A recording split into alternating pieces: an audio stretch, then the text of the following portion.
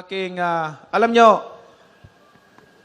ang sunod kong tatawagin, nung ako nanalo, hindi ko makalimutan, nung ako nanalo po ng championship belt, first time ko nanalo, ang unang nagbigay sa akin ng parangal, sila, ang Tolentino. Nung mayor sila sa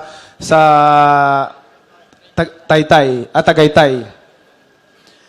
Francis Tolentino. Sila po ang nagbigay sa akin ng award. Una nagbigay sa akin ng award nung ako nag-champion, nung kaumpisa pa lang ako.